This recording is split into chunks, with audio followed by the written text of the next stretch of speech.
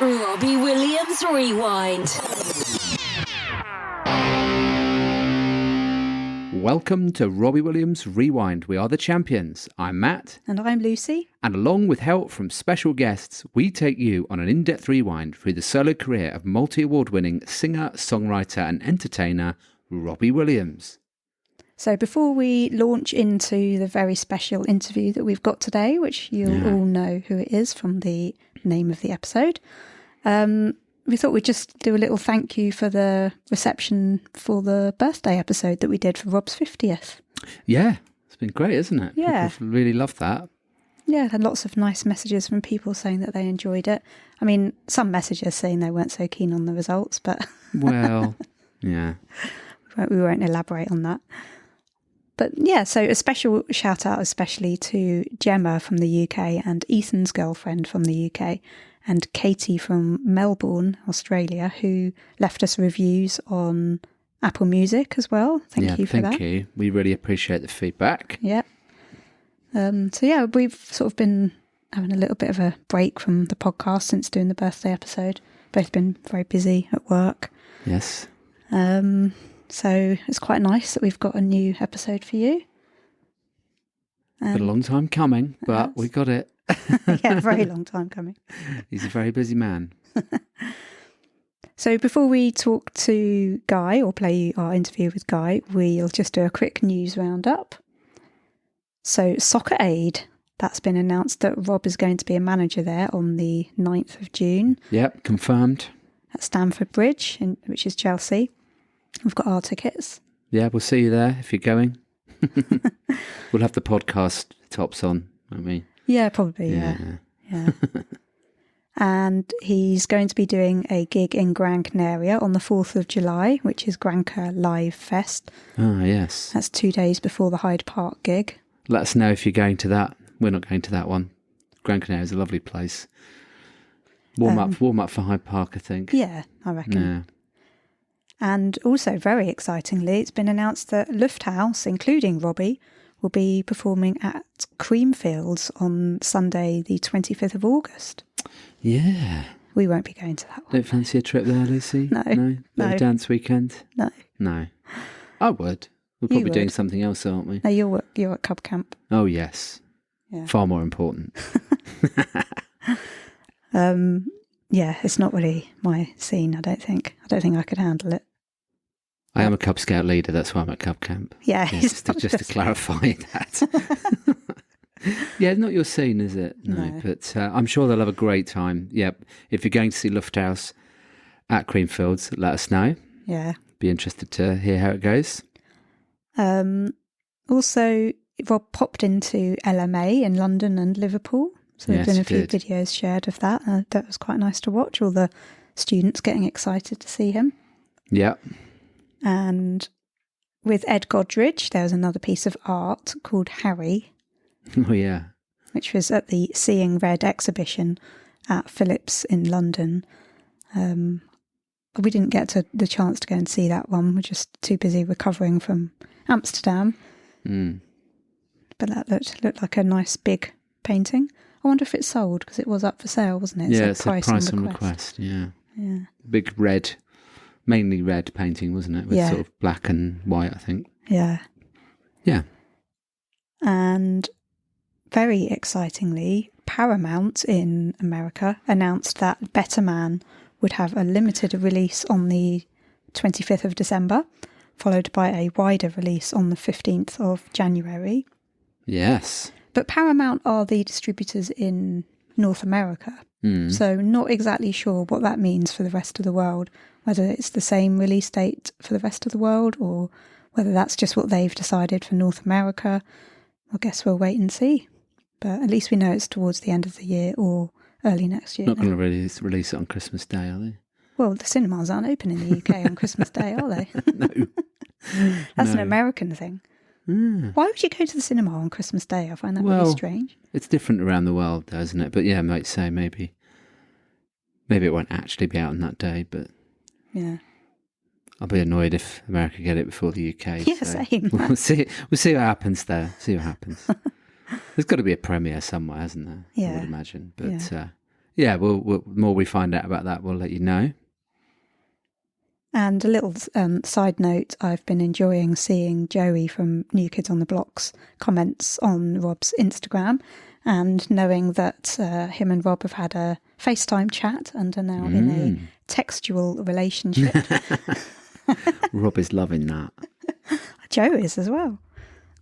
And New Kids put on a breakfast TV show, just a very quick interview over Zoom in the UK on Lorraine, and they said something. They got asked if they would tour in the UK again soon, and they said, well, we are in talks with Take That about touring with them at an arena tour.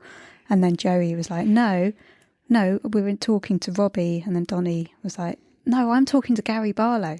And Donnie was like, it's Donnie and Gary, and it's Joey and Robbie. There's like two different camps apparently. So we'll see what happens there. I mean, the New Kids fans aren't so happy because they think that all the Robbie fans and Take That fans will get all the tickets because they know there's more of us than there are them in the UK. But anything that brings the New Kids over here would be a good thing in my view. Yeah. And for them, anything that sells tickets, probably. Yeah. They don't care which fans are there. Well, they probably do, but yeah. And then obviously me and Matt went to the MoCo Museum in Amsterdam to see the launch of Rob's solo exhibition, his first solo exhibition. Yeah. Flew over on the Thursday. Museum of Contemporary and Modern Art. Yes. Yes. Yeah, alongside Banksy and Andy Warhol and other people. Various other modern artists. It was an incredible building, an incredible place. I can see why they were keen to. Part of the reason why they did it there first, actually, because it's it's a beautiful place in a park near to the Van Gogh Museum, near to the Rijksmuseum. Yeah. In the whole museum and art gallery district, and just beautiful setting, really, and amazing when you get inside as well. So, yeah. And so obviously Rob was there to launch it on the Thursday. He went and did some press interviews, which we shared a lot of online. You've probably seen them. And then he very kindly came out to see all the fans that were outside and did selfies with everyone. Yes, he did. He was very generous with his time. And there weren't like masses of people there, were there? There probably like maybe 50. It was a manageable, reasonable amount. And it was lovely. We met loads of you there that we know from many different countries.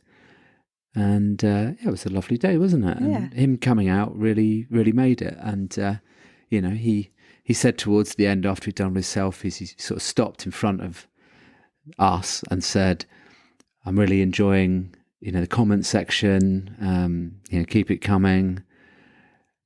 Yeah. Yep. Take silly seriously. Yeah. Showed his Ida socks off. But I think he was really genuinely happy that day. I'm sure he was nervous about the launch because all the local celebs and various critics went in afterwards. But he said he was feeling okay because it wasn't for sale. It wasn't. He sort of kind of wasn't being judged on it.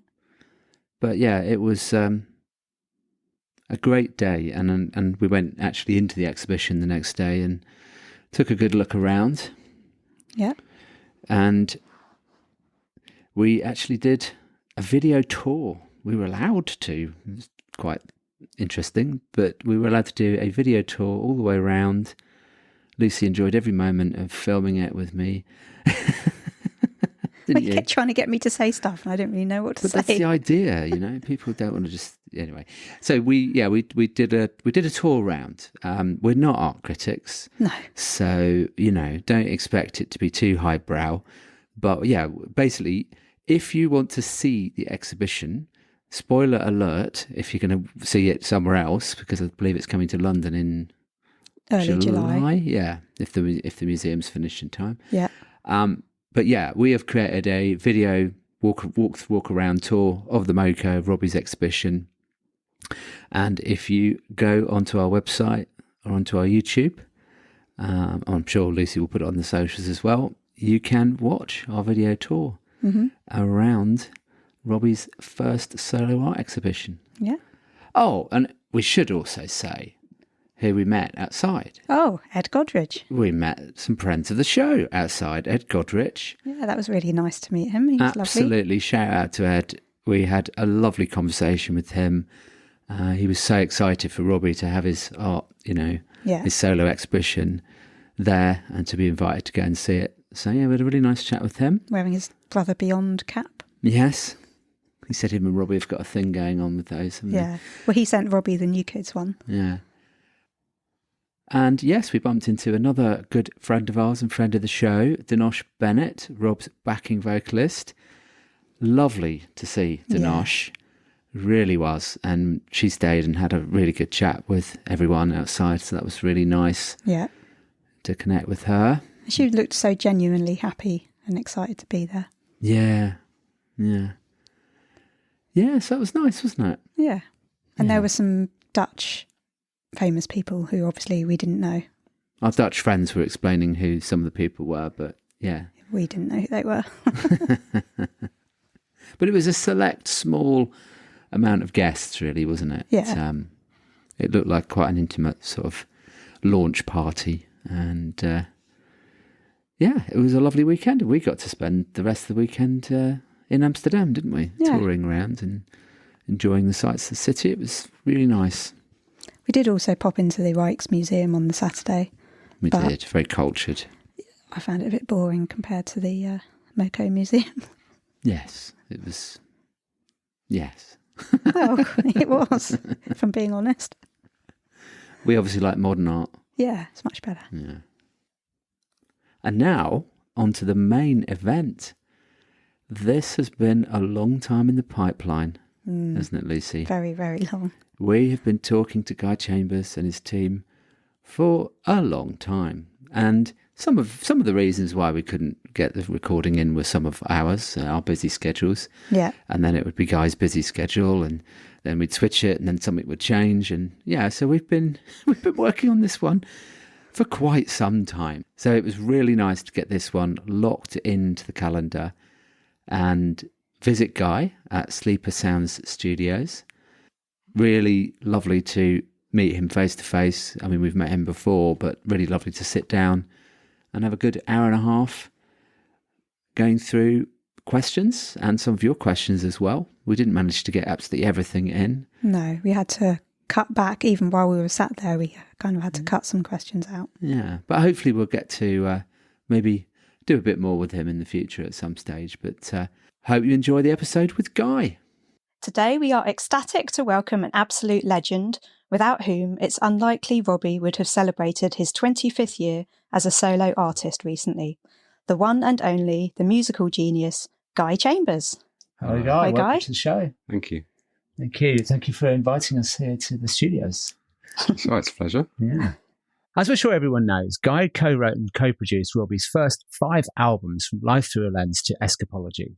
They then had a break and reunited in 2013 for Swings Both Ways album, and have worked together on and off ever since.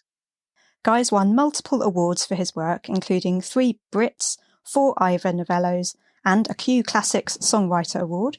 Alongside Steve Power, he also won Producer of the Year at the 1998 International Managers Forum Awards, following the incredible success of Life Thru A Lens.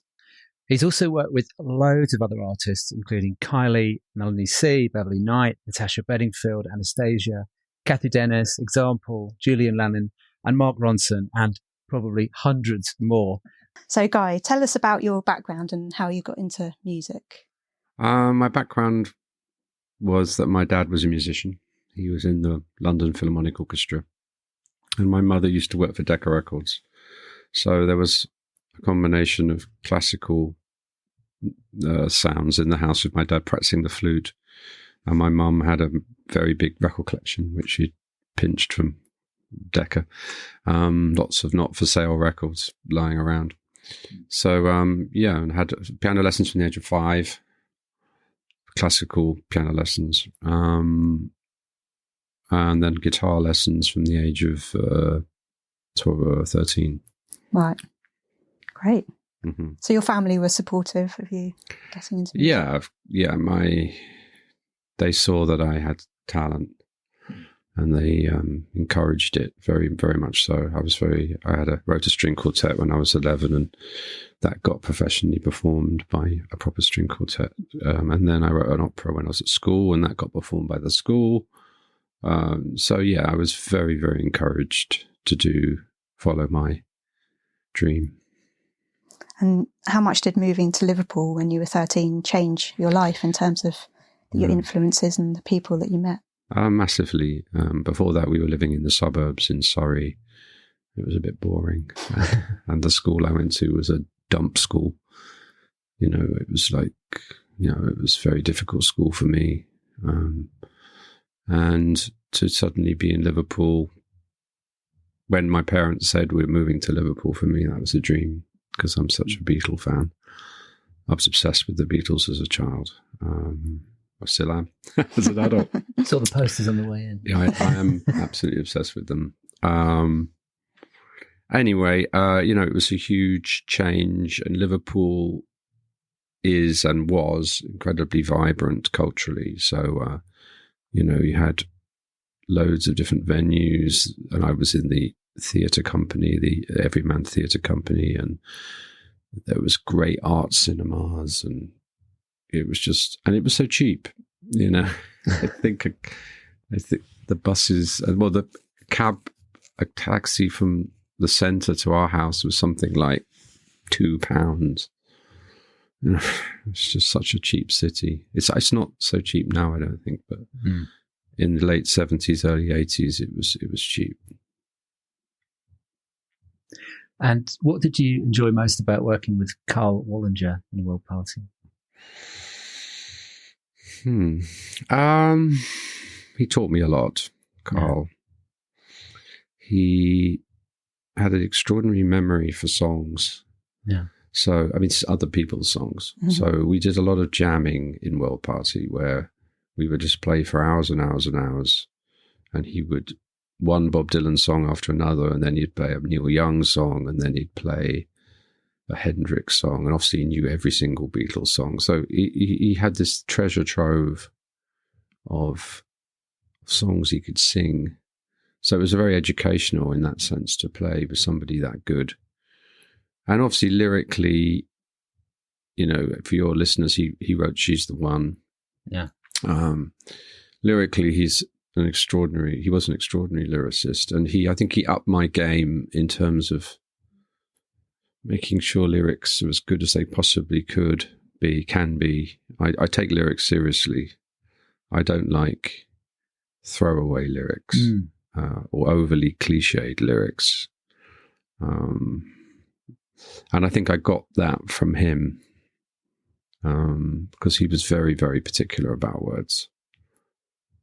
Yeah, and he was a lot of fun. He was a very funny band. He had a great sense of humour. Yeah, and I wrote a song with him called "And God Said," which is on Bang.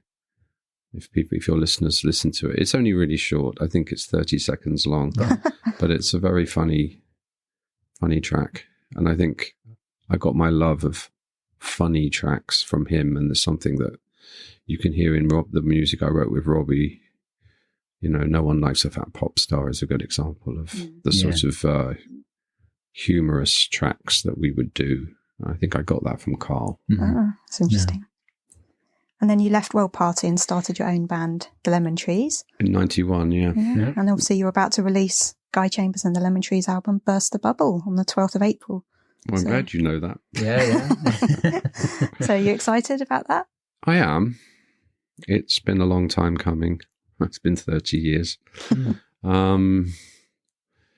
It's good to finally do the songs justice.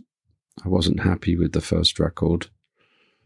There were lots of compromises on the first record, and I don't like compromising. This record, I didn't compromise at all. And so I know it's as good as it can possibly be. Yeah. And that's a really nice feeling when you put some music out there and it deserves to be out there. Whether it will get acknowledged is down to God. It really is. It's not going to be. I mean, I'm doing quite a lot of promotion for it.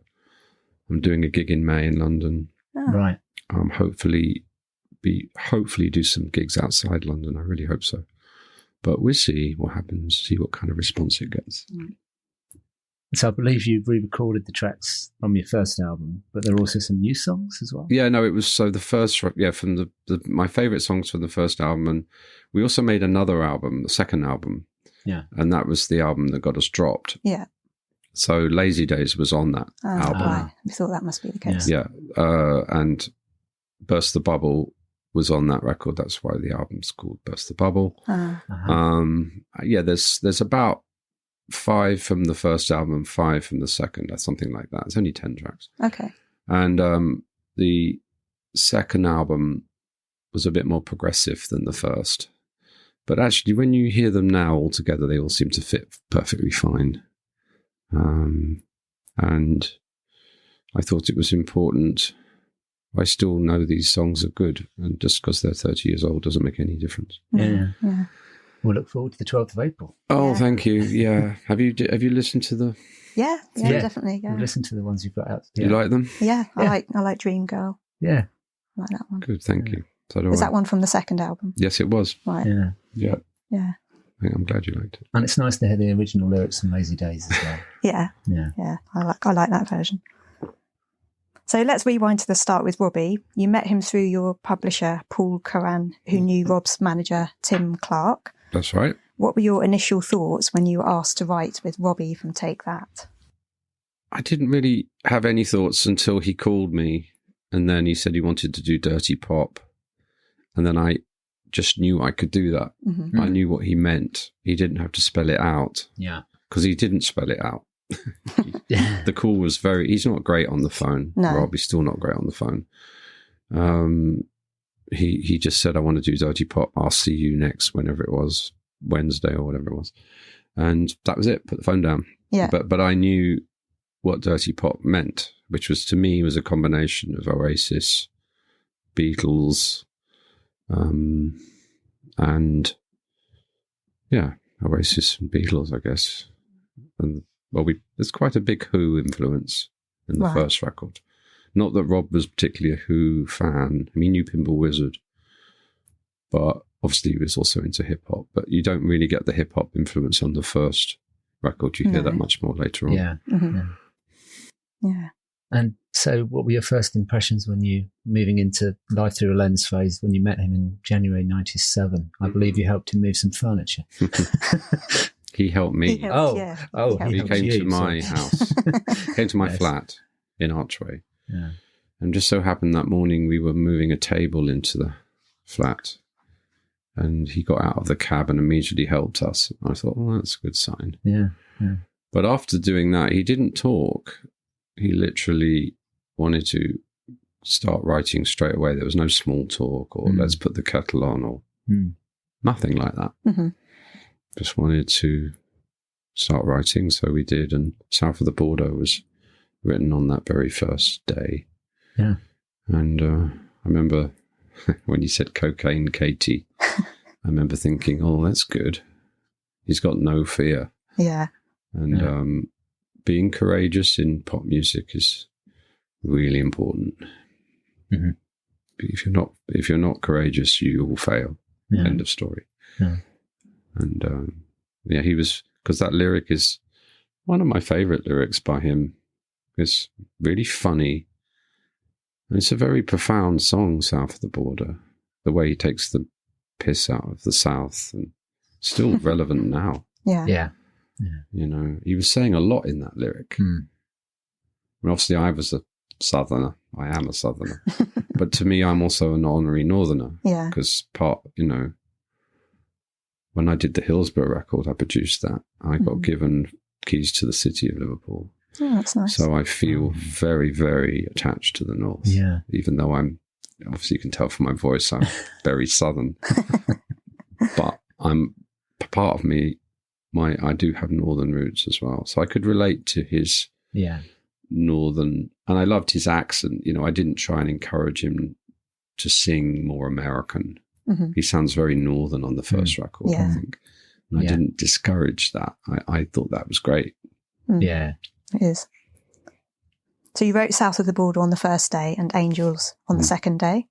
Yeah. And then obviously we know you had a sinus infection. Yeah, I've said this story very call a often. doctor. But did you know that it was a great song immediately? Yeah, I did. But I was so ill that I just knocked the demo off really quickly. I don't think he was there longer than an hour that second day. So I was sort of focused on getting better, to be honest. I didn't really realize how good the song was until we recorded it properly in the studio with a band. Right.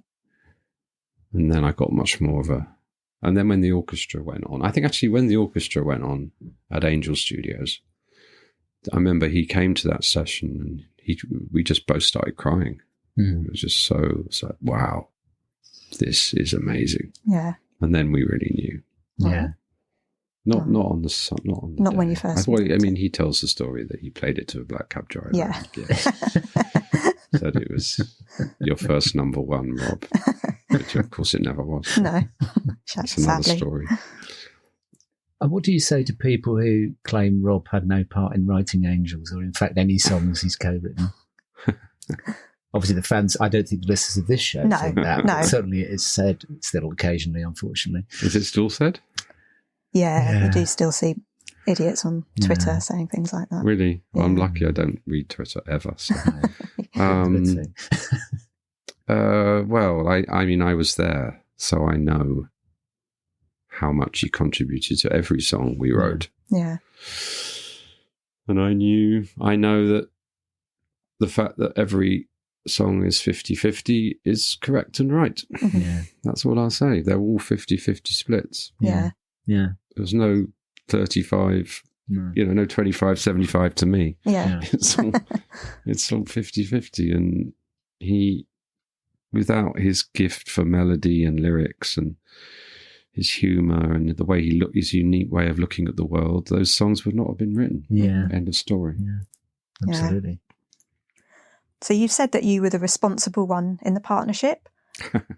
How hard was it steering Rob on that first album, especially? Steve Power talked about him not turning up for vocals and then showing up drunk, and obviously we saw a lot of that in the Netflix documentary. Yeah, it was very difficult. A lot of hanging around. Yeah. A lot of sort of sinking feeling of, are we ever going to get this done? It was frustrating because I knew the music was really good. Yeah. And the tracks sounded amazing. I knew all the songs were really strong. I really loved the first album. In some ways, it's my favourite. But we did get it done. And then he went to rehab the night after he'd sung Angels. And that was just a huge relief when he went to rehab. I was just so relieved. Yeah. That he'd finally gotten to step one. Yeah. Which is to acknowledge that you're powerless against your addiction. Yeah. And you were asked to produce Life Thru A Lens too, but you wanted your friend Steve Power, we believe, to help. He told us that he needed some persuading. Did you know that once he'd heard some of the tracks, he'd be up for it? I actually don't remember the fact that he needed to persuade. Oh, that's what he told us. Well, that's interesting that he remembers that. My memory's a bit patchy in general. I have to be quite careful what I say because sometimes the memory's a bit patchy. But no, I don't remember that resistance. Interesting. Once he was committed to it, he was all in. Yeah. That's all I will say. Steve's an extraordinarily hard worker. I can lose interest. I've got ADHD, so I can easily get bored. Yeah. Whereas he's not like that at all. He's a real stickler for detail and would make me redo things if he didn't think they were good enough. And with Rob's vocals, he was very persistent with someone who wasn't very willing to sing, which is always been a problem with Rob. Mm-hmm. Yeah. He's never been big on singing. Yeah. Can you tell us about writing one of God's better people? I think Rob said that he absolutely sobbed at your house when you wrote it. He did. Yeah. Because he wrote it about his mum, Right. Jan. Yeah. Yeah, it was really emotional. I've forgotten how emotional it was. But it was. Yeah, the vocal on that's extraordinary. The feeling in it. Mm-hmm. Yeah. Such a great, one of his best vocals. Yeah, I think it was like a sort of trying to deal with the divorce of his parents and the hurt that was there. Because obviously his parents, I think he was 2. Yeah, something like that, I think. Yeah. And obviously the damage that left behind for a child that young is massive, obviously. He had a lot of pain that needed to come out. It came out in that song, and Killing Me is one of my favourite songs that we ever wrote. There's a lot of pain in that song. Yeah. The song itself is sort of very understated. Yeah. Because some of our productions are sort of really overstated. Yeah. They're sort of huge, but not that track. It's very stripped back. Yeah. And I wish, something I've said to him recently is he should, it would be great if he did a totally stripped back album.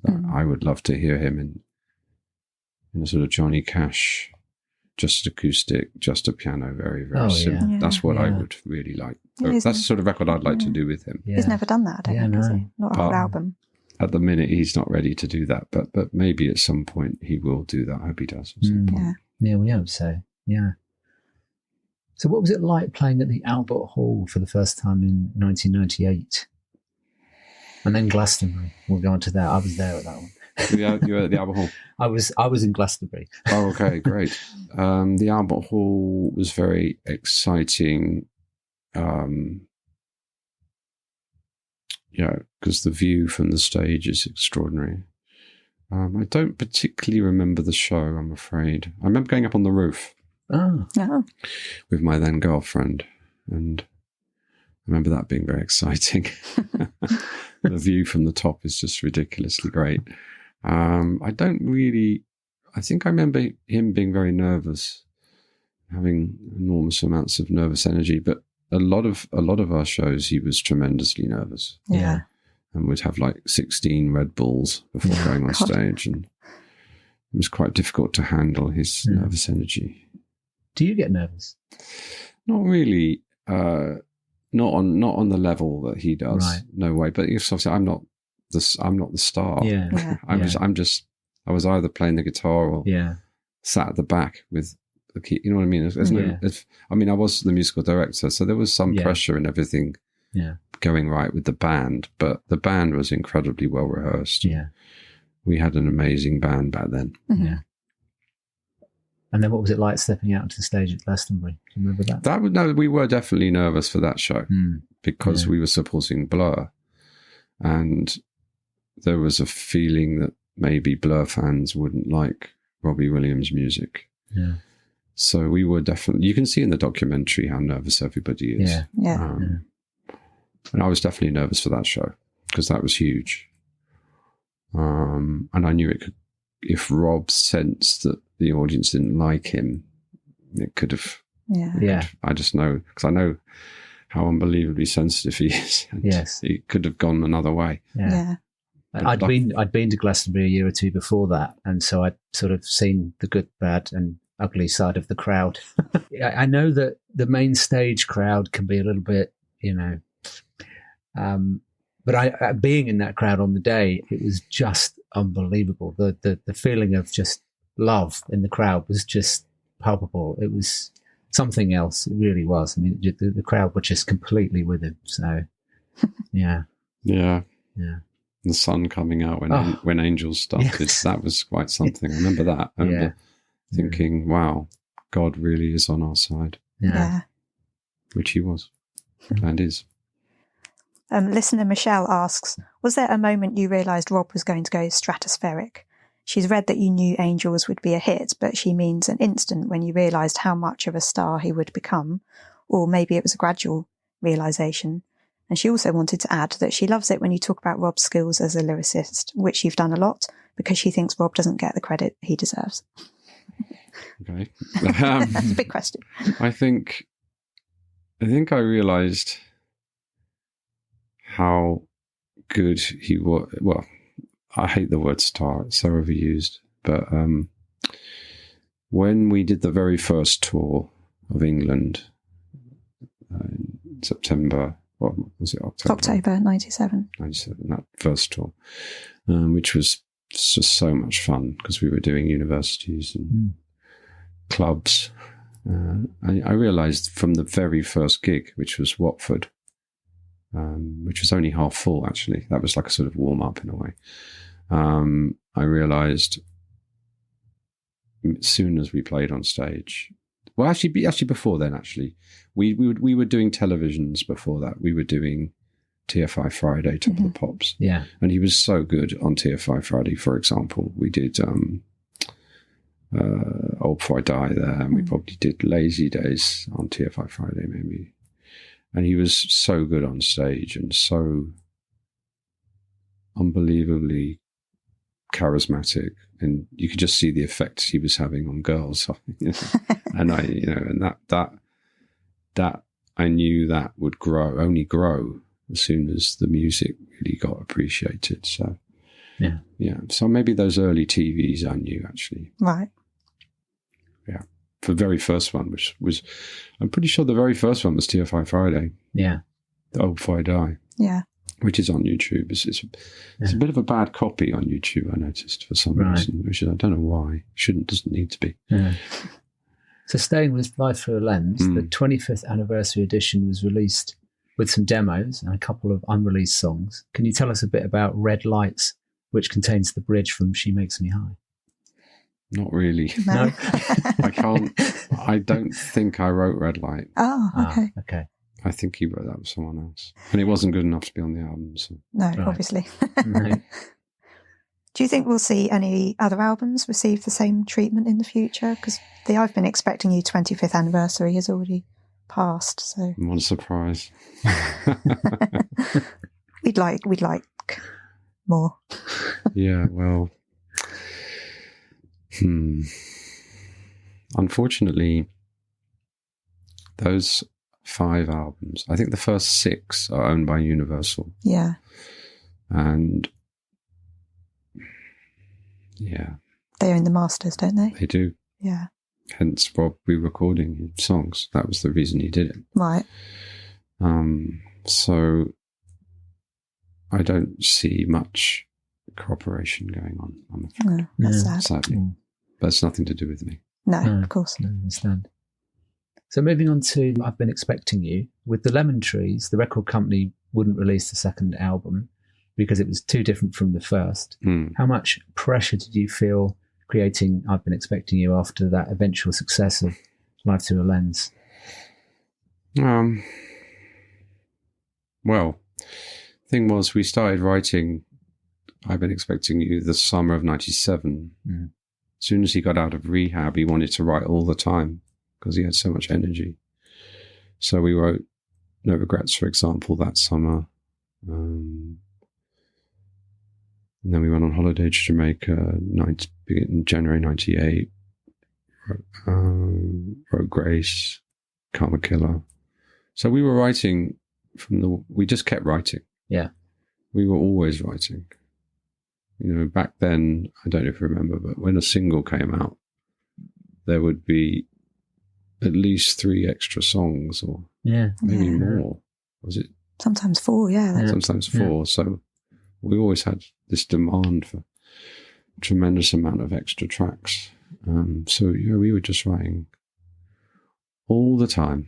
It was exhausting, but it was tremendous fun. I've Been Expecting You is now the UK's best-selling album from 1998 in the UK. It was the 5th at the time, but over time it's now the most successful. I didn't know that. Yeah. That's cool. So does it have Rob's best songs on it, do you think? Or is it just that he was so successful that it was inevitable that it was going to sell so many copies? Yeah. I don't like the word best in music. It's meaningless. Yeah. It's not a competition music. It's an art form. You don't say one Picasso painting's better than another. It's the same with songs.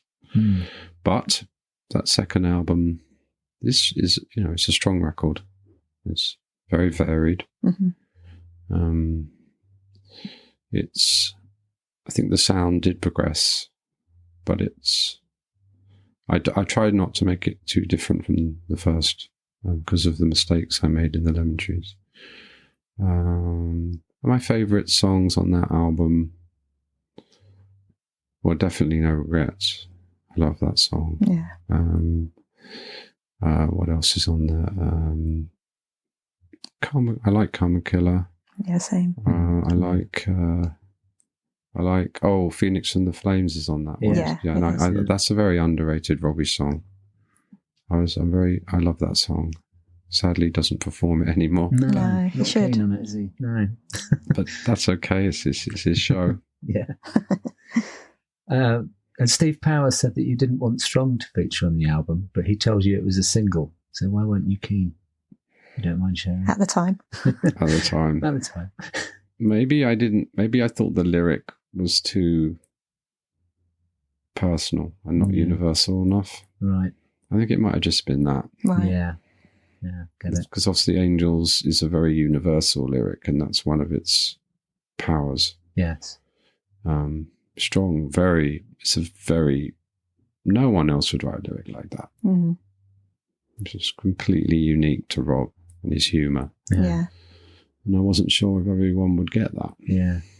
But luckily they did. I knew the chorus was strong, powerful, Yes. anthemic.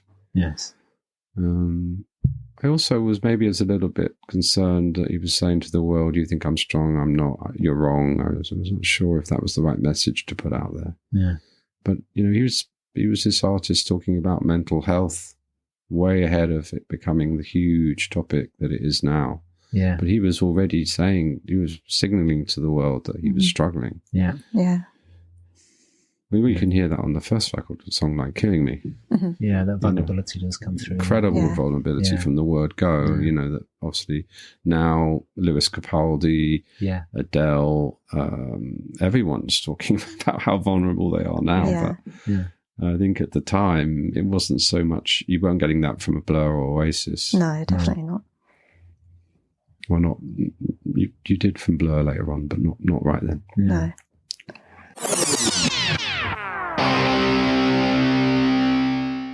Hi, I'm Robbie Williams, and you're listening to Robbie Williams Rewind with the Champions.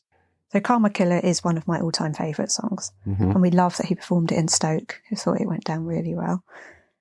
Can you remember why there's dogs barking at the end? Because we asked Steve Power about that and he couldn't even remember them being on the record. Yeah. It was like, put the dogs on you. It's like a sort of... Like guard dogs or something. Yeah. Sort of like scary dogs. Yeah. He wanted it to be quite a scary track. Oh. There's so much anger in that track. Yeah. Towards Nigel Martin Smith. Mm-hmm. I think it was just to make it more angry and scary. Right. It's as simple as that. Okay. I like sound effects. No, I love it. I think it sounds perfect. Yeah, it's a unique part of the song. Of the track. Yeah. It kind of is. Yeah. It's just part of the joke of it. Yeah. Because there's true anger in that track, but it's also, there's humour in it as well. Yeah. Like Bacardi and Coke. Yeah, exactly. There's always humour in his music. And then it was Sing When You're Winning, by which time Rob was an established pop star. How much did his success change the way you wrote or produced the album? Or did it? Obviously, the stakes were getting higher and higher, playing bigger places. He was feeling the pressure. He was very unpredictable. But Sing When You're Winning was a very happy record. The rot didn't set in till later. But I remember that record being very happy and just a joy to make. And I actually prefer that album to I've Been Expecting You in some ways. Even though it was difficult to make. I mean, obviously Rock DJ famously, you see it in the Netflix documentary, you can see his reticence and we wrote the lyrics so many times. You can see me, I think I said I'd written it 27 times. Yeah. Yeah. Well, that wasn't an exaggeration. You might have noticed it was me writing the lyrics out, which isn't really fair. He should have been writing the lyrics out. That was his department. But no, I'm sat there with the pen and the paper. But no, I do really love that album. It's a very, very confident record. Yeah. We're really on the top of our game at that point. Well, I actually feel that we were on the top of that game straight away. But yeah, we felt very confident that we knew what we were doing. Yeah. It does come across. Yeah, it does. Yeah. And Steve Power said that Let Love Be Your Energy features guitars from the original version of Lazy Days played backwards. That's right. Is there any other tricks like that on this or like that on any other songs? What, recycling? Yeah. Not really. No. That was an unusual situation. That was just a sort of a bit of an accident. Ah, okay. I was wondering how it happened. It was just a bit of an accident that happened. That was written. We had a week with Glenn Ballard. Have you heard of Glenn Ballard? I've heard the name, but he worked with Michael Jackson a lot, and he co-wrote Jagged Little Pill. Ah, right. Okay. We had a week with him in a studio writing Bid Theory, and that song came up, and we also worked on Rock DJ. We started Rock DJ that week with him, and we did something else. I think Knutsford City Limits. Yeah. But unfortunately, the end of the week, he'd been sitting there doing this, putting his hands on his lap, sort of saying how great everything was. And then at the end of the week, Rob came up to me and said, you can have that chat with Glenn. And I said, what chat? He said, well, he hasn't written anything, has he? I went, no, you're right. And he said, well, you need to have that chat with him. Oh, no. I was like, oh, thanks for that, Rob. And then he just walked off. Ah, how awkward. So I had to sit down with somebody who'd won Grammys and he probably got an Oscar by that point as well. I mean, he was like massive writer. And I had to say to him, it's been nice having you here this week, but we are going to give you 0 publishing. Yeah. That was a tough conversation. Yeah. Imagine. Gosh. Yeah, we could be quite tough with things like that. Wow. But also, we got completely trod on with Rock DJ, with the splits. Absolutely. Because of the samples. Crucified. Yeah. Not the samples, because we re-recorded Oh, right. the Barry White track. No, it was the using the same chords and using the same rhythm track. The sound of it, and the guy who owned the publishing drove an extremely hard bargain, and I thought we got completely walked all over, to be honest. Mm. Yeah. Shame, because it's a big song. Yeah. So Rob told you that he wasn't happy with the polished sheen of Sing When You're Winning in retrospect. At one point, he said he hated the record and he was a man on a mission of destruction during promo. Do you think it was just the exhaustion of being pop star Robbie that caused that angst, or do you think? Who did you say he hated the record to? I think I read it in Feel or Reveal that he said that to you or something. I don't remember him saying he hated it. No. But He did, not that he hated the record, but just the polished sheen. He wasn't sure about the But I think that was just something he said at the time, not necessarily that he thinks now. I don't know what he thinks now. No idea. Well, I was aware after that record that he wanted to do something completely different. Yes. Yeah. And that's hence the swing record. Right. Right.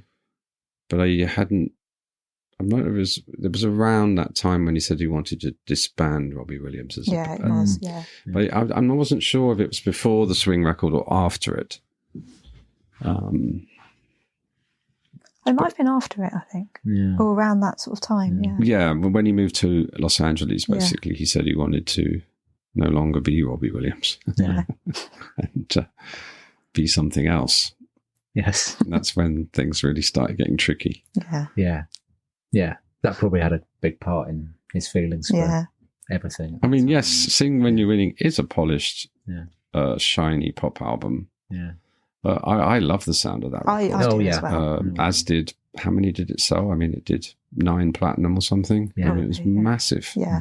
I think it did at least 6 million. Mm. So, something, I think, we did our best. Yeah. It was lovely seeing the footage of you and Rob writing Eternity together on the Netflix documentary. In the graveyard. Yeah. He seemed to come up with the lyrics on the spot. Was that often the case? Yeah. You don't think he sort of had them in his head already and then he'd sit down with you and... I don't know. You'd have to ask him. Yeah. But he would often come up with great ideas very quickly. Yeah, he's very gifted with words and he's very spontaneous and very musical. Yeah. As you can see in that clip, that is the real thing happening. Yeah. And by the way, I've loads of other clips of us writing together that they didn't use. Right. So I want to make a documentary. Oh yeah, that'd be great. About the music, not about mental health. We would absolutely love that. Yes. Well, but the problem is just finding someone who wants to invest in that. Right. Yeah. Oh, that would be like a dream come true. It would, absolutely. I mean, a lot of the fans obviously said that they enjoyed the documentary, but real, true fans would love to hear more about the actual songwriting process and, the actual... Yeah. Like you say. Well, there is plenty of footage. Yeah. There's plenty. There's loads of great footage of us writing together that wasn't used. Right. Yeah. There's 48 minutes of my footage in that doc, but there's 200 hours of footage. Wow. I mean, in a way, that's part of the reason why we started the podcast. And when we spoke to Rob, was it in December? I think it was last December. Yeah. He was so appreciative of the fact that we're actually delving into the music. And, we're not a gossip podcast. We do talk about him and we talk about the people he's worked with, obviously, but it's more about how did it happen. And, the creativity that Rob has really been highlighted in every interview we've had. And I think some people don't always see that. They see the veneer of the pop star and, Yeah. It's important that people understand that.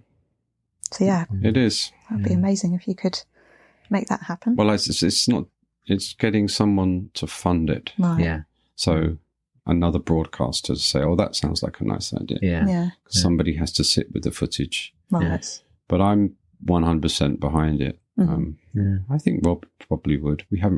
I've mentioned it to his manager, but it's maybe there needs to be a bit of, I know they're very focused on the biopic. Yes. So maybe that all needs to happen. Yeah. It would be a nice follow on from that. Yeah, but maybe it will be a few years' time. Yeah.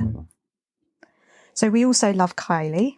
What was it like working with her on Kids, and how does it feel knowing she still includes that song in a lot of her live sets? Oh, it feels great because I love her too. No, I wasn't quite sure how she was chosen to do Kids. But I remember I think it probably was his idea. But I remember being really delighted that he picked her. But there wasn't really any other competition, really. I don't think. There wasn't anybody better in the UK at that time. Yeah. No. And then when we met her, we hung out and wrote a bit, a few different occasions. And she was really great fun to hang out with. We remember she stayed the night in a studio in Hampshire, and we we had fun. And after the first night of sort of writing, and then we had this sort of little disco in the studio and dancing with her. And it was like, wow, this is funny. I'm dancing with Kylie Minogue. Oh my God. She's such a beautiful, she was so beautiful. Yeah. It was just like, wow. Mm. Great vitality, fun, sense of fun. And you hear that in the songs that we wrote for her record. The songs like Love Boat and Your Disco Needs You. I don't know if you know that song. Oh, yes. That's one of my all-time favourites. Yes. Okay, well, that's what we were about to ask about. The three of us wrote that together. Yeah. And I've always wanted Rob to do his own version. Yes. Oh, he has said once that he would. We'd love him to maybe do on that. an Under the Radar or something. Yeah. Okay. It would need to be a big production though, so I don't know if it's I don't know if it's an under radar song. Right, I think it deserves a bit more to it than that. Yeah. It would be good if he did a version of that record. Oh, it'd be amazing. Because he should claim that. Yeah. But I mean, he's got so many songs; it's difficult for him. Yeah. But yeah, I know I loved working with Kylie very much, and it's great that she still sings both of those songs, "Kids" and Your Disco Needs. Yeah, it's great. And we love how you wrote the songs videos that you've been sharing on your social media. Yeah, we've been enjoying those. Thank you. Our friends at the Kylie and Danny Minogue podcast, This Is Disco, would love you to do one about Your Disco Needs You, which is obviously one of the best gay anthems ever. Sure. Yeah, you reckon you could do that? That would be incredible. Possibly. And they'd also like to know if there's any other Kylie songs in the vault that There were are. never released. There's a song called Disco Symphony. Oh, yeah. That ended up in our musical Boy in the Dress. Oh, yes. At one point, well, she sung on that. Yeah. That was going to be a Robbie single at one point. But unfortunately, he changed his mind and didn't want to release it. No. Right. I think it's an extra track, isn't it, on 25. Yeah. With just him singing. With just him singing. But the version of them together is the best version. Oh, it's like a dream. No, really, well, they had this great idea for a video as well, which was both of them in an old people's home. Oh, yeah. With, looking like they're 80. And then they're watching old videos of themselves when they're young. And then they gradually get younger and younger and younger in the video, and they start dancing, and everybody in the old people, they'll suddenly get younger. They rip off their dressing gowns. And I thought it was a wonderful idea for a video. Oh, sounds great. In fact, that was Kylie's idea. It was a really great idea. But for whatever reason, Rob got tired of the track, or he went off the idea, which he does this. He does often. He gets bored of things. Yeah. So how was producing the Swing When You're Winning album for you? It was fun. We went to Capitol Studios, which is famous for its history is extraordinary. You walk through the hallways and there's pictures of Ella Fitzgerald and Frank Sinatra, and they have Frank Sinatra's mic, which Rob used. It's on the cover, the one that he's singing into. That's right. Frank Sinatra's mic. Okay. Yeah. Nat King Cole sang in that mic. I mean, it's the history is just really mind-boggling. And the musicians we had were like the best musicians in America. Yeah. And we had Al Schmidt, who engineered it. He'd won more Grammys than any engineer in history. So he was like a legend and such a nice guy. And the whole thing was a joy, really. And doing one for the road, one for my baby, one for the road with Frank's pianist, I think he was 80 something. He drove to the studio. I think he was about 88. Wow. But he still played that song beautifully. And that was a real moment when they performed that together. Yeah. It was very brave of Rob to do that. Yeah, Really it was. brave. Yeah. Like another example of his courage. Yeah. Because it could have gone horribly wrong. Yeah. But it didn't. Yeah. Seemed as though he was in his element. He was. And I think he was really enjoying not being Robbie. I think to him that was a bit of a Robbie holiday. Yes. Yeah. And we absolutely love I Will Talk and Hollywood Will Listen. Thank you. That's a beautiful song. Yeah. Yeah. So do I. Yeah. He doesn't often perform it. No. It's kind of funny that it's almost coming true with the biopic coming out. Well, hold on. You're getting ahead of yourself. Well, that's true. Well, it is being released in the USA, America. though. Yeah. No, I mean, I've heard it's. I know people who've seen it, and they said it's extraordinary. Yeah. Good. So, Pleased to hear that. Yeah. I haven't seen anything. And how different was Rob when working on the swing music? Was he sort of... I think he was more interested? relaxed Right. because he wasn't about him. Mm-hmm. The words aren't about his life. Yeah. I suppose I Will Talk was sort of about his moving to America and starting again. Aspirational lyric. Yeah. But I think it was a bit of a holiday for him making that record. It was relatively easy for him to make because we did it really quickly, that record. I think maybe 3 weeks. So, yeah, I think he liked the fact it was quick, relatively easy, much less pressure. I think for his mental health, he needed that at the time. Yeah. And how did you choose the songs? Who chose them? Did you choose them together? Or? He pretty much chose the songs. Yeah. Right. I think they're all his favourites that he'd grown up with.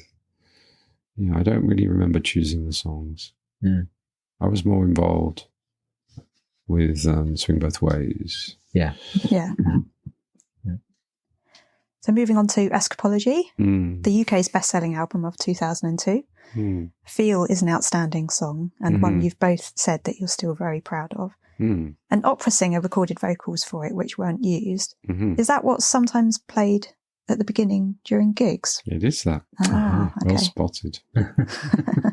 Glad I recognise that.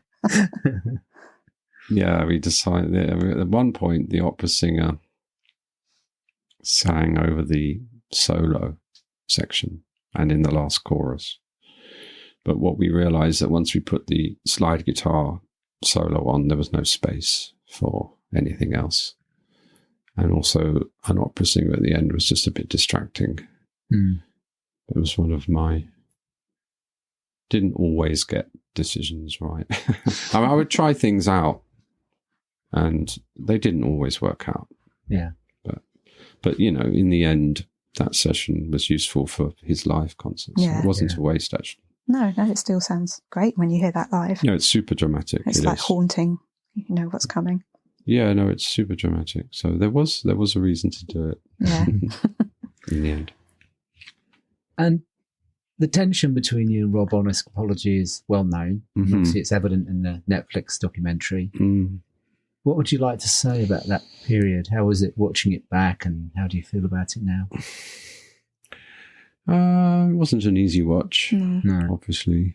It was pretty sad. Yeah. Yeah. You know, we were both struggling. I was struggling with my demons and he was struggling with his.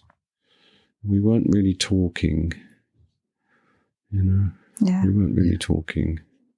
We weren't hanging out anymore. Yeah. It was his camp, my camp.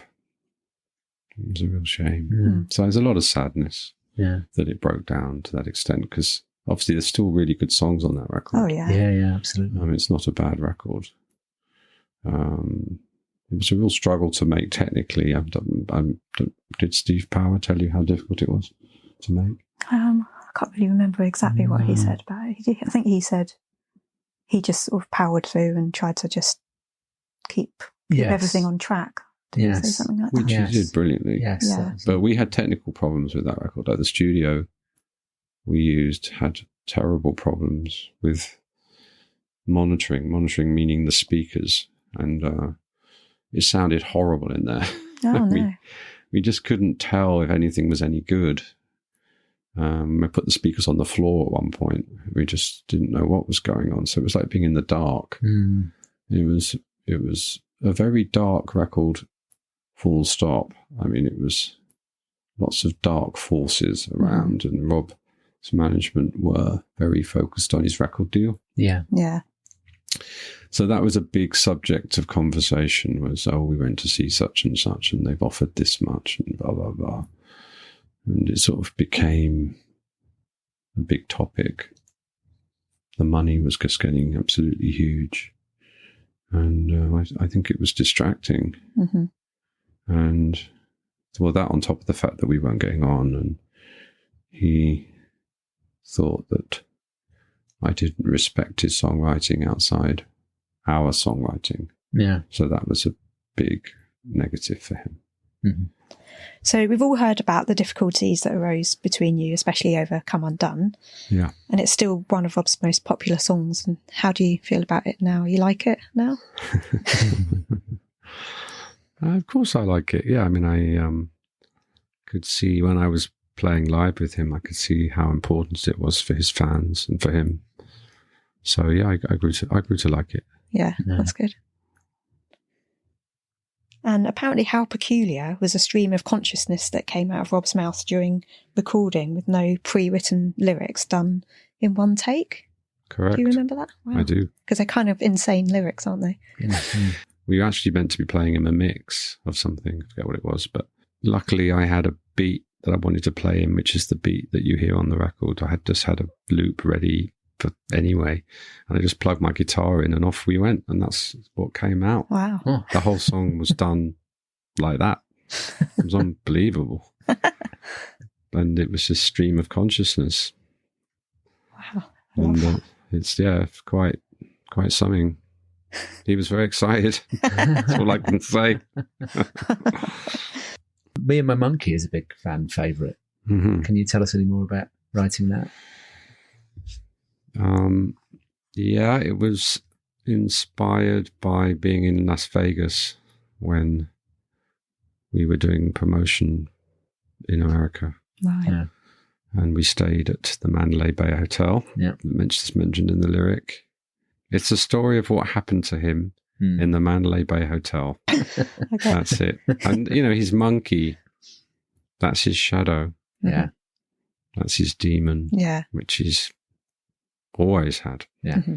Yeah. So it's I love that song, and I love the Mexican kind of feel to it. I love the brass on it. I love the chords. I remember finishing it while we were on tour in Asia, in Bangkok of all places, and literally writing it in the dressing room just before we're going on stage, because it took a while to finish. And then we demoed it in Australia at Hank Marvin's studio. I remember that, in this very funny studio, tiny studio, like this kind of size. Yeah. And but the whole band was in there. It was fun. No, I love that song. It's one of my favourites from that record. Yeah. I'm not happy with all of that record, but I like that song, and I like You Gotta Love Somebody. Mm-hmm. Mm-hmm. I think that's a very underrated Robbie song. Oh, yeah. One of the problems with that song is he's never, well, I don't know if he ever did he ever play it live? I don't know. I don't think I don't so. remember hearing it. No. It's a bit of a shame because Yeah. it's really powerful, that song. Mm. Vocal is incredible. It is. So, It is incredible. It just Yeah. goes right through you, doesn't it? You Yeah. just really feel it. No, he yeah. really meant it.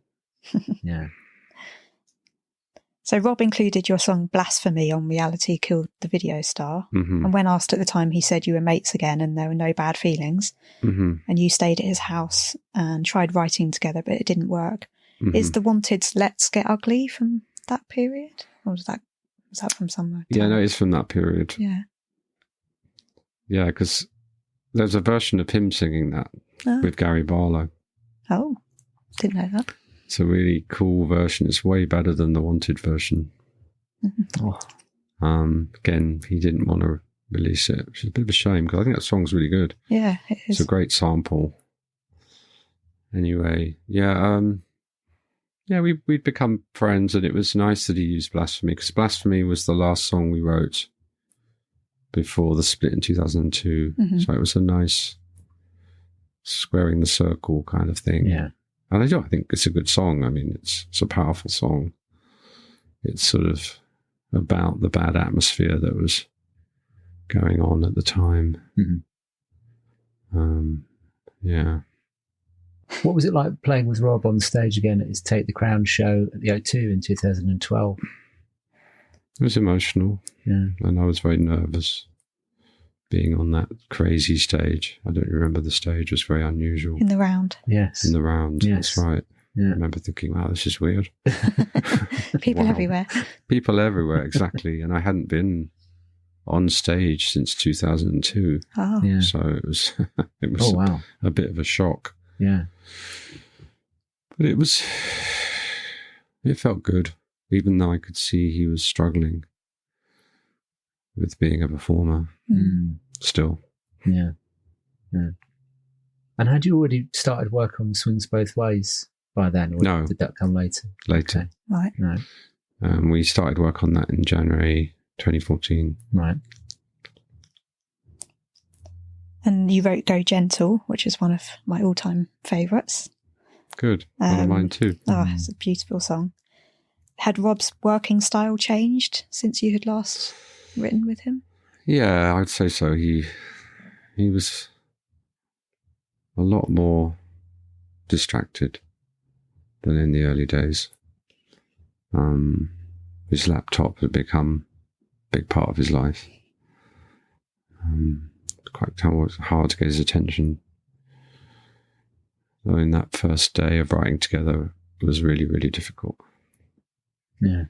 Really, really difficult. It nearly completely failed. Yeah. But luckily I persevered and just kept going until we eventually found something that we both liked.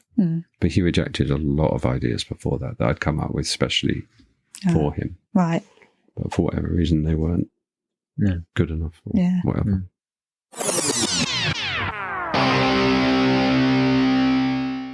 Hi, I'm Robbie Williams, and you're listening to Robbie Williams Rewind with the Champions. And you mentioned about Popstar before, but we think it sounds absolutely sublime on that album. Yeah. Thank you. Rob said, if I'd have really realised that there were 80 people in the orchestra playing on that song, I probably would have hung Guy Chambers for an absolute waste of money. There are many sides to Guy, and one side is his flamboyant daftness. It's a stroke of genius, and I'm so pleased and glad he did it. That's a very, very conflicting sentence. Did you say that all in one sentence? Isn't it? Yeah. Yeah. When did you say that? It was in Reveal. It would have been in Reveal. Yeah. It's a hard read for me, Reveal. Yeah. Yeah. But it rings true with what Steve Powers said, that he was the level-headed one, and you'd have these wild ideas, and he'd have to try and sell it to the record company. Yeah. But what do you have to remember with No One Likes a Fat Pop Star? Yes, there's an 80-piece orchestra, but they weren't just there for that. Yes. Right. Yeah. They were I mean, doing that other really songs would as well. be very eccentric. Yes. Just to do that song with an 80-piece, and very, very expensive.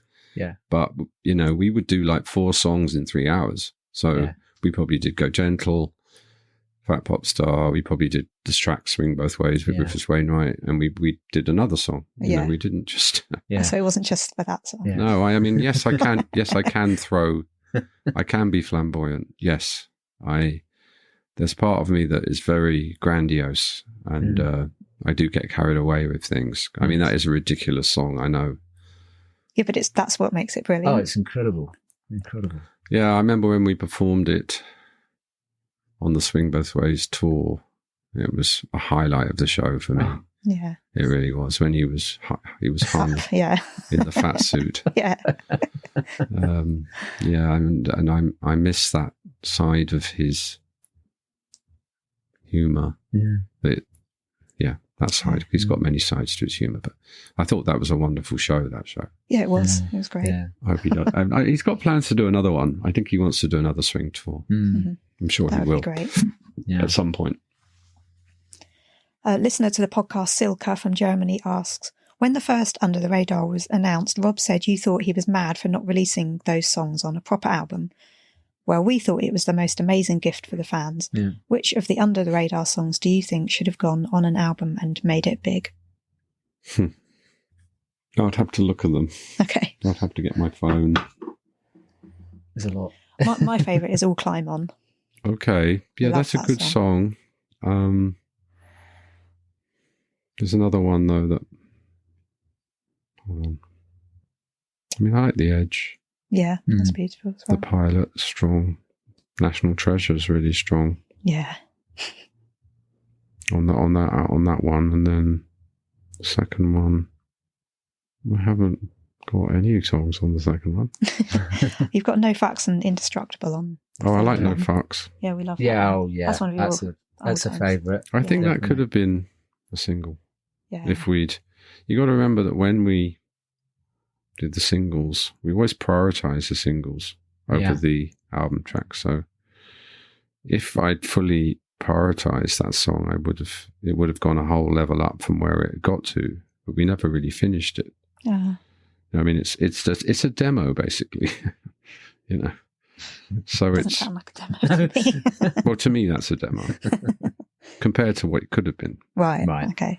I can't find the other ones. No. But yeah, No Fucks is a really catchy song, really catchy, and yeah, I mean, but it's very difficult, isn't it? Because he's so prolific. It's hard for him to hold all this material back. Yeah. And it's his decision to put it all out there. Yeah. And so we have to mention the national anthem. That's also a classic that needs mentioning. Yeah. We love the thought of you riding a bike in Europe and creating that in your head. That's exactly what happened. Just came to you, did it? I was very hungover, and I'm often I'm creative when I'm hungover, and because I don't care. I'm just sort of, I'm a bit more open, I think, when I'm hungover to some more unusual ideas. Yeah. And I just started that melody, da, da, da, da, da, which is what the Olgar. Yeah. And then I came up with the God Save Our Robbie, and I just started making myself laugh. And then I got off the bike and sang the idea into my phone. And then I came up with more lyrics, and I'd stop again and write them down. And then I basically wrote the whole lyric pretty much. And then I remember I got really excited about it. And then when I met Rob in the dressing room, and I said, "You've just got to listen to this." And I got his manager in. David was still alive then. Yeah. Because I knew David would find it funny. And I just sang it. I put the track on and just sang it in front of them and sold it to them. and they were, I think they thought I was probably nuts, but it's, I mean, it works. It does. It does. And the joy that it creates in the audience, it's just, you know, when we've obviously seen the show several times, usually when you see people that haven't heard it before, just the delight and the joy in their faces, it just, it did something, didn't it? It really energized the beginning of the show, which... This idea of making people joining in something before he comes on stage, it just adds to the expectation of what you're about to see. And I've always been a very big fan with him of making the build up. Do you remember there was a tour where we had an announcer who was actually David Williams saying, I think the first thing he said, in 15 minutes, Robbie Williams will come on stage. And then remember that. Do you remember that one? Then there was, in 10 minutes, Robbie Williams will be on stage. He has requested that nobody looks at him. Oh, yes. I forgot about that. And then there was 5 minutes. And I think we had a 5 minutes and a 1 minute. And I think the 1 minute was really silly. It was something like, in 1 minute, Robbie Williams will be on the stage. You're going to shit yourselves. or just something like it was funnier than that.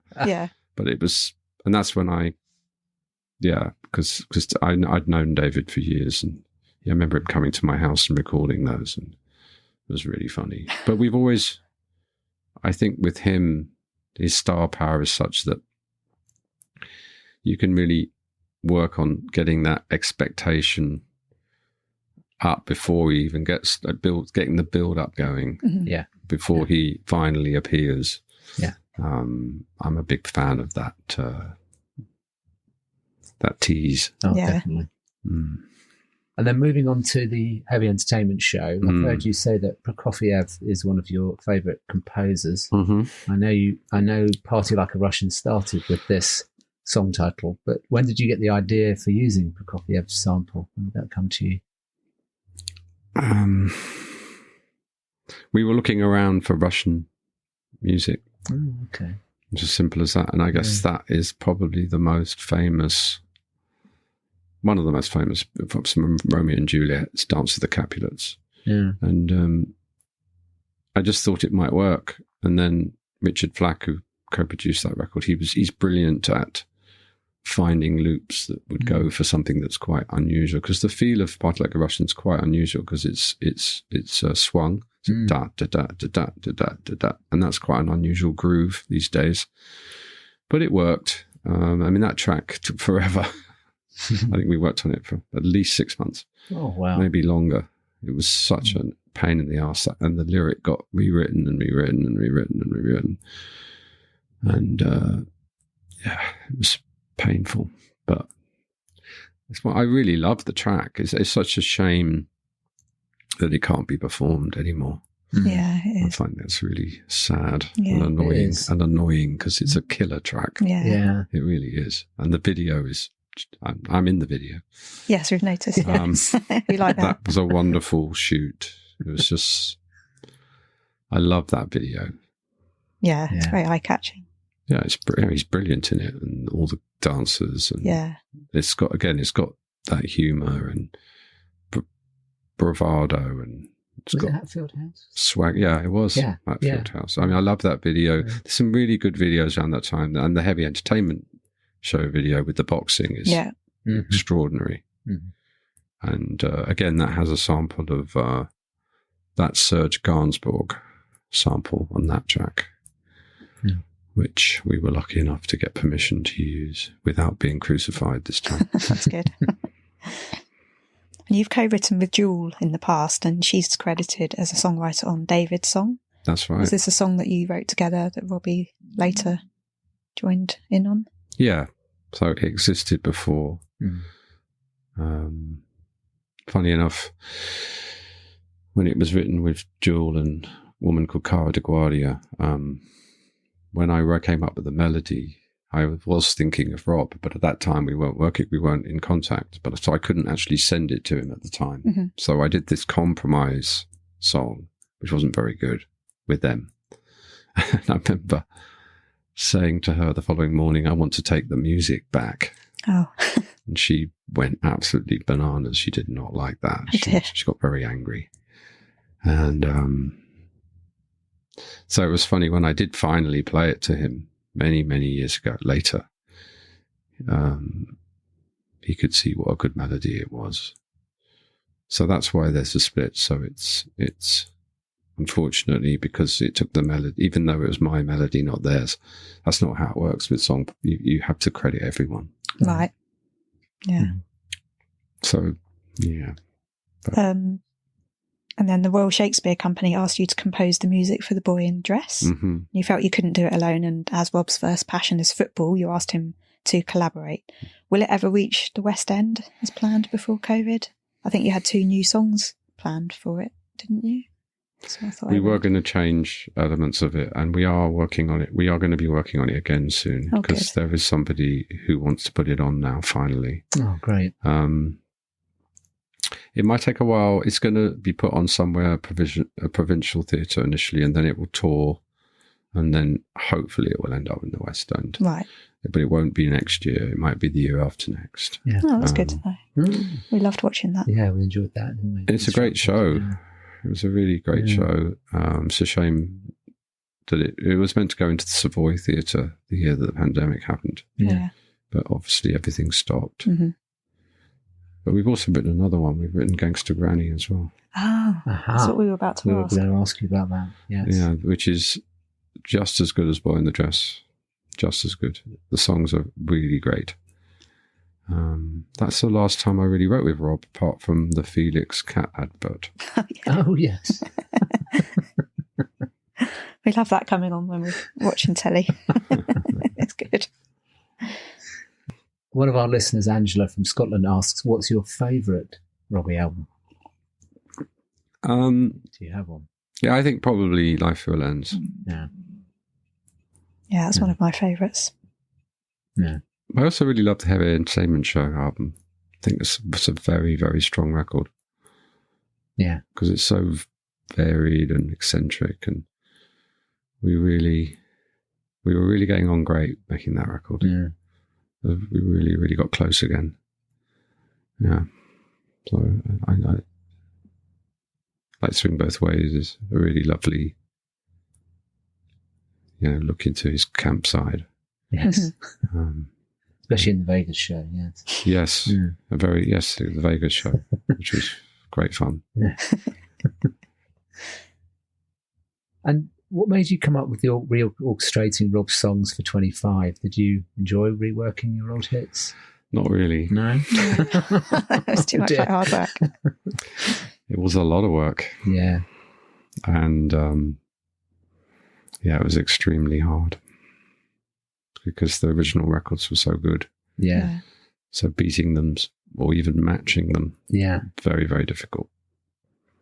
So it was a very difficult record, I have to say. Yeah. Which song are you proudest of on that album? Probably No Regrets. Yeah. I think that version is as good as the original. You could maybe argue that it's even better. Mm-hmm. Yeah, I love that. But there aren't many examples of that. But I would say that song, we definitely nailed that one. Mm-hmm. Yeah, that was great live as well. Yeah. One of our listeners, Alan from Yorkshire, asks, are there any rules that you think can't or shouldn't be broken when it comes to composing music? No. Ah. I don't believe in rules. No. I really don't. Although there's certain I'd call them guidelines. Yeah. One of them is don't go over a minute to present the chorus. Mm-hmm.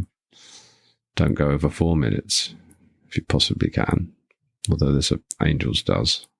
So there's a rule broken straight away, a guideline broken. I think it's important when you write a song that each part of the song is immediately identifiable. So therefore, it's constantly changing so people know where they are. I think that's quite a good guideline. Make sure the key suits the singer. Mm-hmm. Push them as hard as they can.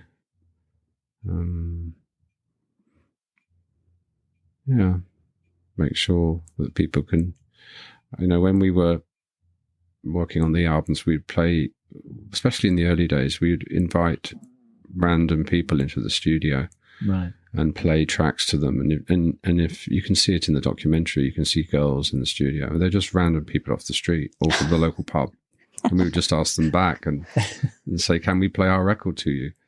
And it was a bit of an audience research. That's all it was. And if people weren't tapping their feet to a song, I'll be like, oh, there's something wrong with this song. They're not tapping their feet. Yeah. Doesn't feel right. It's too slow. It's too fast. Whatever. Yeah. Things like that. I'm a big believer in road testing stuff with people, not just your friends. Mm-hmm. Play it to the plumber. Yeah. And when recording with Rob, you give him a mic as soon as he walks in and you record everything that happens, as sometimes what he sings first can be the best and won't be repeated. Mm-hmm. Any other tricks you use when writing or recording with him?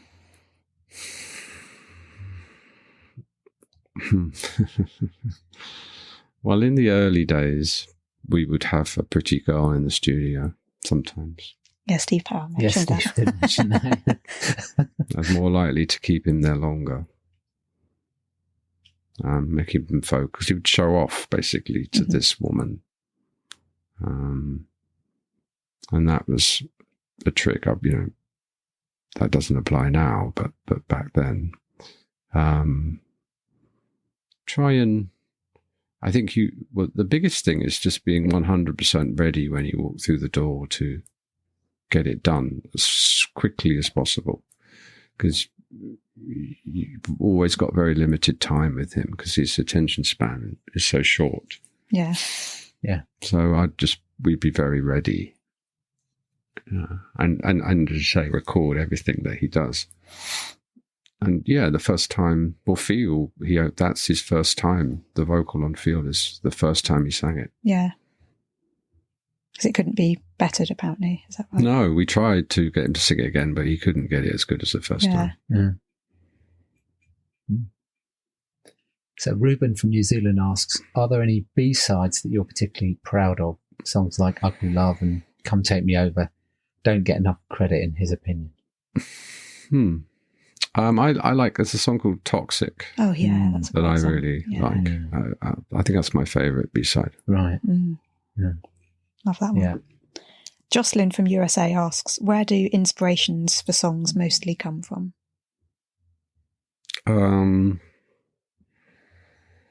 It depends. Sometimes it's samples can be very inspiring, like the John Barry thing we used for Millennium. Sometimes it can be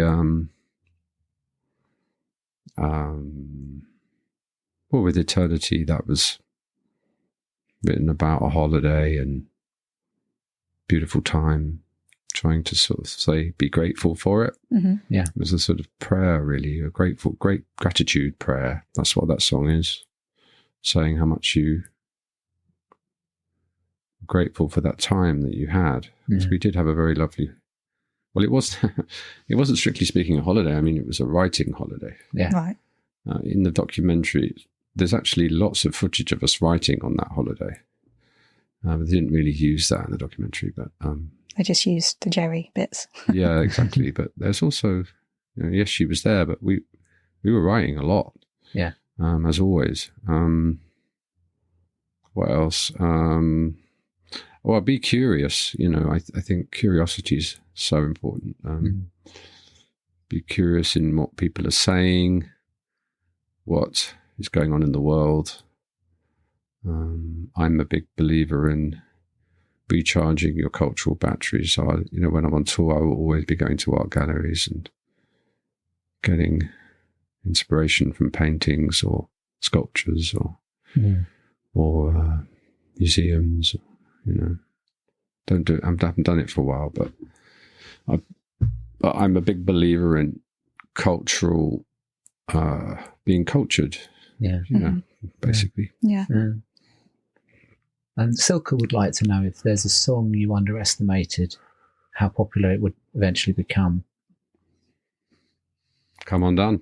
Oh, that's true. Right. Definitely underestimated that song. Yeah. Sarah Cinco from Canada asks, what did you think of Rob's music, especially Rude Box, when you weren't working together? Any gems you particularly liked? On Rude Box. Well, yeah, I guess on Rude Box or around that era. Maybe Reality Killed the Video Star album as well. I was quite shocked by Rude Box. Yeah, it was quite different to anything you'd been doing. Yeah. But I understood why he did it, because I knew he'd always wanted to write something like that, put something out like that, because he was such a huge hip-hop fan and a dance music fan. But I don't know if I don't really know those records very well, No. to be honest. Yeah, you'd probably just heard the singles. I definitely heard the singles, yeah. Would you ever write an autobiography? Have you thought about that? Well, yeah. Well, I do keep a diary. Yeah. I have a diary going back to 1995. Pretty much every day from 1995 to now. So I do have the resources to do it. I've thought about it. I'm not sure. Maybe. I'm sure you've got lots of other stories to tell other than just Robbie. Yeah. Well, yeah, I do. And I would like to be really honest, but I don't know if I'm really honest, if it would upset him. Because he can get upset about things. Yeah. Understand. Have you had any input at all into the Better Man movie? Like, have you? In the early days, Yeah. very beginning, I did. I spoke to Michael Gracie a bit about my character. He sent me a script with me in it, and I wasn't happy with how I was portrayed. So I talked to him about it, and he changed. I believe he changed it. Whether, I don't know. Guess we'll wait and see. I mean, I'm not really in the film much. I'm in it 2 scenes. Oh, okay. I'm hardly in it. Oh. So, but it was a bit upsetting when I first saw the script, because the way it characterized me was as a sort of very posh, condescending public school sort of character, which, I mean, I went to state school. I'm definitely not public school. Yeah. I mean, I sound posh, but I wasn't brought up posh. You know, we weren't a rich family. We weren't poor, but we weren't rich. So I didn't like the characterization. I came over, I was very rude, and it was quite upsetting. Yeah. Well, hopefully that's been changed. I have no power over it. No, of course. It's Michael Gracie's film. Yeah. Yes. It's not my film. And over the years, what gigs, are there any gigs that have stood out for you in particular? We did a show at the Troxy. Yeah. Did you? Were you at I was that one? there, yeah. I missed that one. Yeah, you went to that one. I went to that one without you, yeah. That was an exceptional show. Yeah. When Take That came on and you did Back for Good, the punk version. We did The Flood as well, didn't we? Yeah. Yeah. And we had an extraordinary amount of dancers. I don't remember the beginning. That opening of that show was quite something. I really loved that show.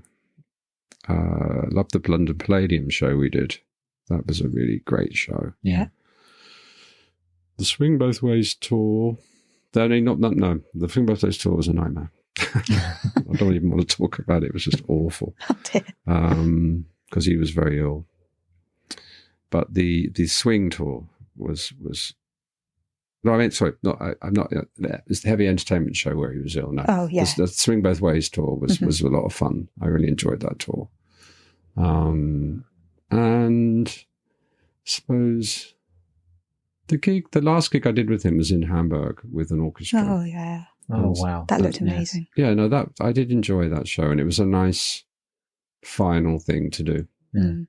Yeah. Did you enjoy the Under the Radar gig in Camden? Yeah, I did. It was fun to see him so happy on stage. Yeah. Because he's not always happy on stage. No. He really, really enjoyed it. So I enjoyed that. Yeah, no, it was fun to do different stuff. It was. Yeah. So what's the best thing about working with Rob?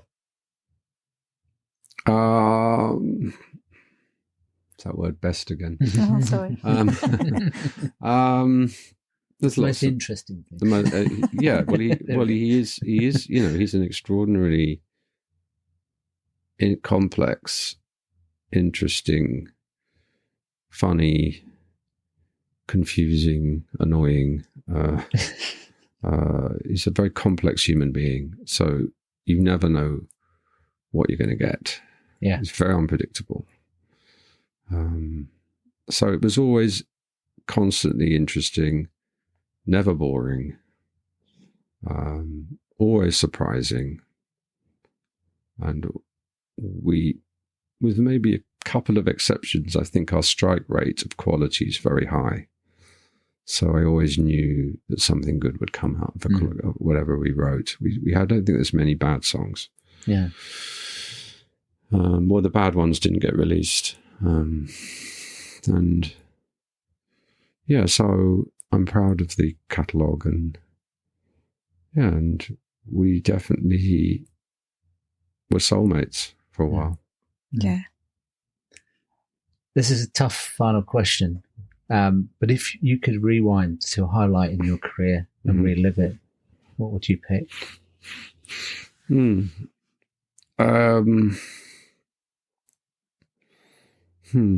Probably Glastonbury. Yeah.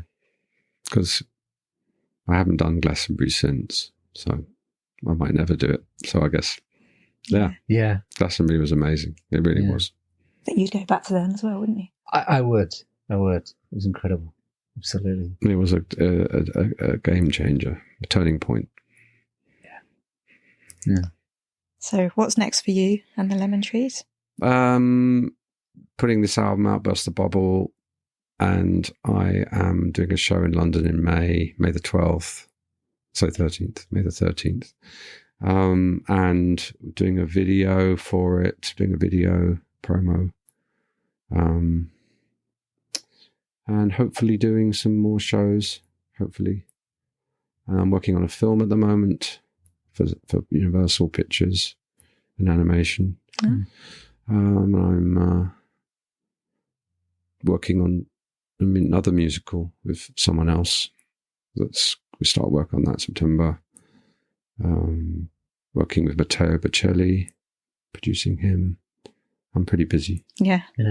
Good. Well, thank you for spending the time with us. It's been very inspirational to speak to you, and incredible to hear your journey with Rob and your own journey, and wish you well with the Lemon Trees. We Thanks. will come along if we can in May. It's quite close to your birthday, so we'll have a birthday night out with the Lemon Trees. Yeah. Please do. Thank you, Guy. Thank you. Really No problem. appreciate it.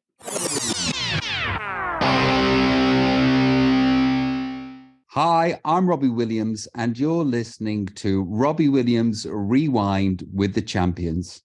Wow. What a chat with Guy. That was very exciting. Yeah, incredible. Lovely insights and stories and perspectives from the man himself. I especially liked being able to talk about Kylie as well. Yeah. Yeah. He's got a soft spot for Kylie as well, as have we.